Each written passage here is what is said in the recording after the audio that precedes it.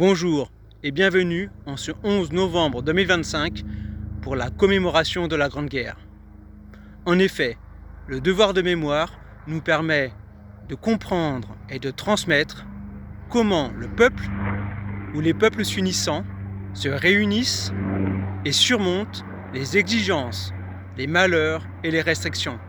Je n'ai pas besoin de vous rappeler la dégradation que nous vivons de nos jours. Mais n'oubliez pas que nous sommes tous dans le même bateau. Tous les peuples sur Terre sont dans le même bateau. Cela est une base d'union pour s'élever contre ceux voulant notre destruction. Mais le souvenir, visible par tous les monuments de nos villes et nos villages, criblés des noms de ceux morts pendant la der des der, la dernière des dernières, car nous n'en voulons plus. C'était l'expression du peuple. Si vous remarquez des incohérences avec d'autres faits de l'histoire, bravo, analysez ces incohérences. Ce souvenir nous permet d'apprendre des leçons de l'histoire afin de ne pas nous laisser emmener vers un destin funeste. Il faut inculquer la vie et pas la dégénérescence. Et le transmettre en particulier à nos jeunes, notre avenir. J'ai entendu récemment le suicide d'un jeune. Ceci est atroce. Il faut inculquer la vie par l'honneur, prendre confiance en soi, en ses valeurs et aussi aux autres. Donc, prendre ses responsabilités, s'élever, avancer.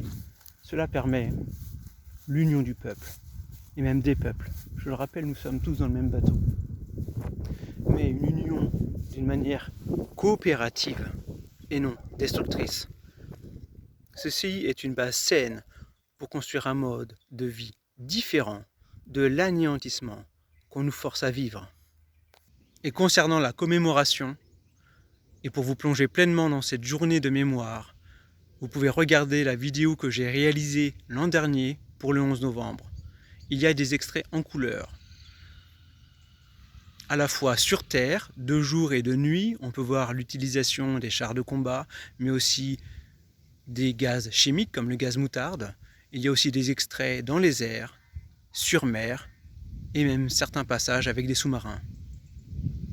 La liberté, le bonheur et la vie ne sont pas le fruit du hasard.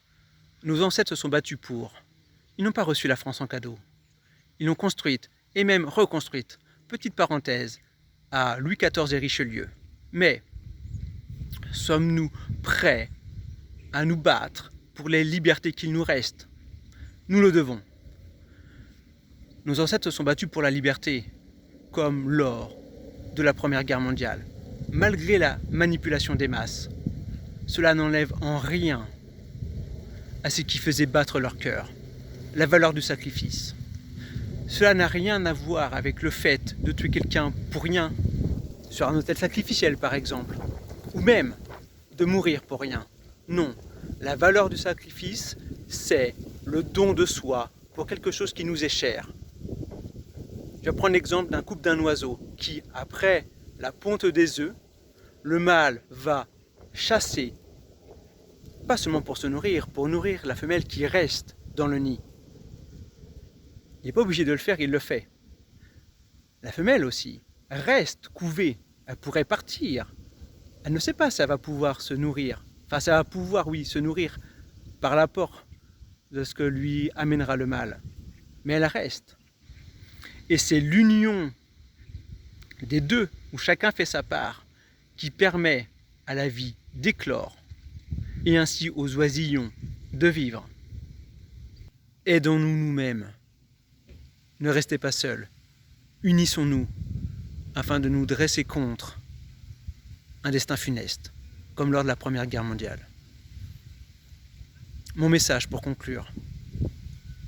Aimez la vie. Faisons en sorte qu'elle s'épanouisse. Au revoir.